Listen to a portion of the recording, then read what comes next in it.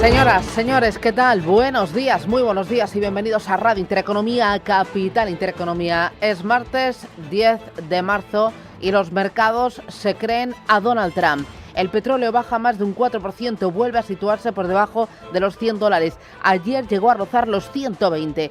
Vuelven las compras al equity, a las bolsas. Asia viene en verde, con alzas superiores al 2% para el Nikkei. Ayer Wall Street cerró con ligeras ganancias para el Nasdaq y para el Dow Jones, y hoy vuelven los futuros al signo positivo. Los bonos retroceden desde sus máximos intradía y el dólar se mantiene en el entorno de los 1,16 euros. ¿Por qué estos vaivenes? ¿Por qué esta volatilidad y esta vuelta al verde? Pues por dos motivos. Primero, porque los mercados se creen a Trump, que intenta rebajar la tensión económica, y porque confían en que el G7 libere sus reservas de crudo para contener el precio del petróleo. Trump, que intenta insuflar confianza a los mercados, insistía ayer en que la guerra está prácticamente terminada con la República Islámica, una república, un gobierno débil. Creo que sí, muy pronto. Mira, todo lo que tenían se ha esfumado, incluido su liderazgo. De hecho, tienen dos niveles de liderazgo y en realidad, según parece, incluso más que eso, pero los dos niveles de liderazgo se han esfumado. La mayoría de la gente ni siquiera ha oído hablar de los líderes de los que hablan. Minutos después, el presidente de Estados Unidos matizaba sus palabras. Si Irán hace algo que detenga el estrecho de Hormuz, será golpeado 20 veces más fuertes. En su red social decía: la muerte, la furia y el fuego reinarán entre ellos. Además, el mandatario sugirió que tienen un plan para asegurar el estrecho de Hormuz. El suministro de petróleo a largo plazo será mucho más seguro sin la amenaza de los barcos, drones, misiles y armas nucleares iraníes, por lo que el estrecho de Hormuz seguirá siendo seguro. Tenemos muchos buques de guerra allí. Contamos con el mejor equipo del mundo para la inspección de minas. El gobierno de Trump se estaría planteando además aliviar las sanciones petroleras a Rusia para mitigar la subida de los precios de la energía. Ayer el mandatario americano habló en su primera conversación telefónica de este año con Putin y dijo que la conversación fue constructiva, seria y franca. El control de la guerra lo tiene, por lo tanto, el petróleo, que influye en el resto de activos que bailan a su ritmo. Eva Villanueva, buenos días. Pues sí, muy buenos días. Susana, es precisamente el gran catalizador que está escribiendo la crónica de los mercados desde la jornada de ayer, y esta mañana los futuros de Wall Street vemos cómo retroceden. Los del S&P 500 un 0,17%, los del Nasdaq un 0,14%, tras anotarse sus principales índices ganancias al cierre de este lunes, que han impulsado a los inversores asiáticos. Solo hay que mirar cómo anoche Wall Street se anotaba esas ganancias del 0,83% en el índice rector, que lo llevaba a marcar al cierre al S&P 500 6.795 puntos, mientras hemos visto esa caída en el índice de volatilidad del miedo, que lo deja en 25,51. El gran ganador de las últimas horas ha sido el Nasdaq. Veíamos como la tecnología ayer aupaba al índice tecnológico un 1,38%, y en un escenario donde hemos visto a los inversores cotizar de menos a más, y en el que tras las fuertes pérdidas registradas en ese mismo día, en este mismo lunes, veíamos un cierre muy positivo para los principales índices neoyorquinos. Como decíamos, en Asia lo que se extiende son esa estela de subidas que veíamos al cierre de Wall Street. Tenemos al al índice Nikkei en Tokio, que se recupera un 2,76% tras hundirse ayer un 5%, y en una jornada donde el PIB, su revisión del dato del PIB, constata más crecimiento del que se había apuntado en el cuarto trimestre. El Kospi surcoreano, gran ganador del día, 5,5% de subida. También se ha revisado al alza su dato de PIB, en su caso su contracción del cuarto trimestre, al 0,2%,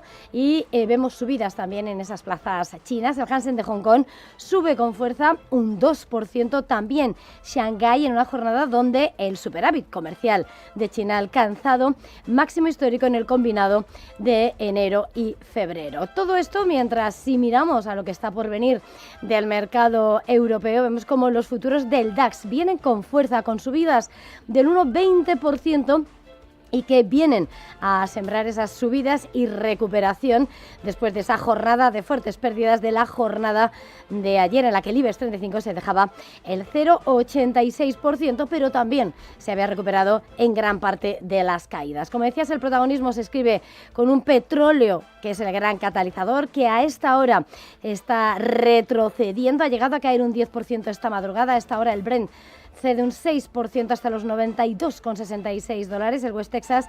$88,44, y en una jornada donde, por supuesto, también se aligera la presión en el mercado de divisas. El euro recupera el 1,16 y todo después de haber visto cómo ese index dólar, esa canasta que enfrenta el billete verde frente a las principales divisas, deja el dólar por debajo de 99, en 98,79, con un oro que hoy, sin embargo, está subiendo un 0,75%, $5.176, porque no se despeja del todo el temor, pese a haber visto también cómo se ha rebajado la rentabilidad de los bonos, el Treasury de 10 años, en el 4,11%, pero con unos operadores que lo que están especulando ya, según esa herramienta FedWatch, es que no habrá bajada de tipos en Wall Street por parte de la Reserva Federal hasta el próximo mes de julio. Mercados que confían en un pronto desenlace de la guerra, creen por lo tanto a Donald Trump y que esperan que el G7 anuncie en las próximas horas medidas para contener el precio de la energía y evitar un shock inflacionario a nivel global. Rubén Gil, buenos días. Buenos días. Un encuentro el de hoy del G7 en el que, entre otras medidas, van a discutir una posible liberación de las reservas de petróleo para abordar la interrupción del suministro provocada por el conflicto y estabilizar así los mercados después de que el crudo rozara ayer la barrera de los $120. De momento, los países del G7, formado por Alemania, Canadá, Estados Unidos, Francia, Italia, Japón y el Reino Unido, aplazaban ayer hasta hoy esa decisión para liberar de forma conjunta las reservas de petróleo, ya que no ven que de momento haya falta de suministro. Pero por si acaso, este lunes el presidente francés Emmanuel Macron anunciaba que el despliegue de buques de guerra para garantizar la seguridad en el estrecho de Hormuz, en coordinación con países europeos y no europeos, con el objetivo de proteger el tránsito de petróleo y de mercancías. La presencia francesa, que se desplegará desde el Mediterráneo Oriental en el Mar Rojo y precisamente frente a las costas de Hormuz, movilizará 8 fragatas, 2 portahelicópteros anfibios y nuestro portaaviones. En medio de estas tensiones sobre el precio del petróleo, el ministro de Exteriores iraní ha hablado esta madrugada en la cadena PBS News. Asegura que su país no ha cerrado el estrecho de Hormuz y que ellos no son los responsables de la subida de los precios del crudo. No es nuestra culpa, no es nuestro plan. Ya sabes, la producción de petróleo y el transporte de petróleo se ha ralentizado o detenido no por nuestra culpa, sino por los ataques y la agresión de israelíes y estadounidenses contra nosotros, que han hecho que toda la región sea insegura, y por eso los petroleros, los barcos, tienen miedo de pasar por el estrecho. En paralelo a esa reunión del G7, los ministros de Economía y Finanzas de la Unión Europea, el ECOFIN, van a seguir debatiendo hoy sobre las consecuencias económicas de la guerra en Irán, después de que ayer el Fondo Monetario Internacional instara a los gobiernos de todo el mundo a prepararse para lo impensable ante esa guerra en Oriente Próximo. También va a estudiar medidas hoy el gobierno español, aunque no se espera que adopte ninguna en el Consejo de Ministros de este martes, a la espera de cómo evolucione el conflicto y a pesar de que el ministro de Economía, Carlos Cuerpo, ya habla del impacto que puede tener en el crecimiento. Si la duración de este conflicto se mantiene, pues por supuesto que también podríamos estar viendo impacto en actividad y por lo tanto en crecimiento para la economía europea, que es una de las más afectadas al fin y al cabo.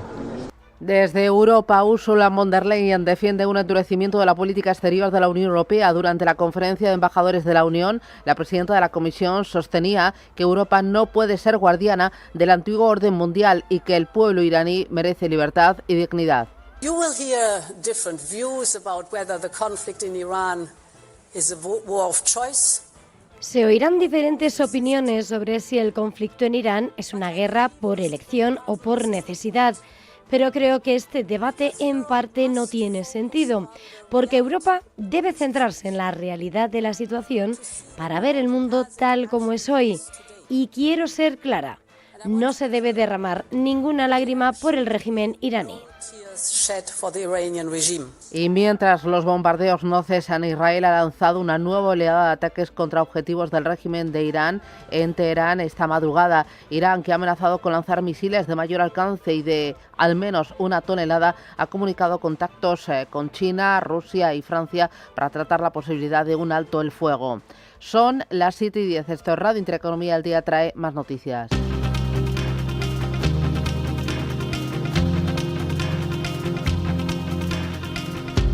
En medio de la subida del precio del petróleo, Repsol celebra hoy su Día del Inversor. Capital Markets Day de la petrolera, donde presentará su actualización de proyecciones para el periodo 2026 a 2028 tras recibir licencia para poder operar en Venezuela y con los mercados energéticos pendientes de la escalada del conflicto en Oriente Medio. También anunciará su hoja de ruta sobre dividendo y sobre apuesta por las renovables. Aramco reduce beneficios un 5% y sus ingresos caen un 7%. Además, otra petrolera, Aramco, la más grande del mundo, acaba de anunciar que su beneficio neto se redujo el año pasado un 5% hasta los 104.000 millones de dólares y que sus ingresos disminuyeron un 7%. También ha aprobado un programa de recompra de acciones por 3.000 millones de dólares y aumenta su pago de dividendo, que ascenderá a 21.900 millones de dólares, un incremento del 3,5% respecto al año anterior. Volkswagen presenta sus resultados anuales después de entrar en pérdidas en el tercer trimestre del año. Debido a los costes del cambio de estrategia de Porsche y los aranceles de Estados Unidos, Volkswagen presentará hoy además sus previsiones para 2026, que estarán influidos por el aumento de precio de la energía tras el ataque de Estados Unidos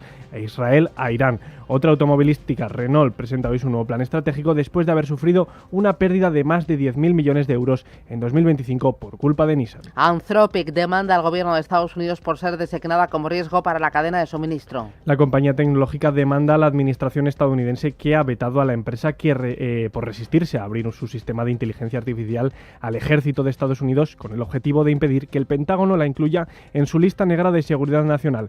En medio de esta disputa, la agencia Axios está publicando que Donald Trump está preparando una orden ejecutiva que prohibiría el uso de las herramientas de inteligencia artificial de Anthropic PBC en las agencias federales y gubernamentales.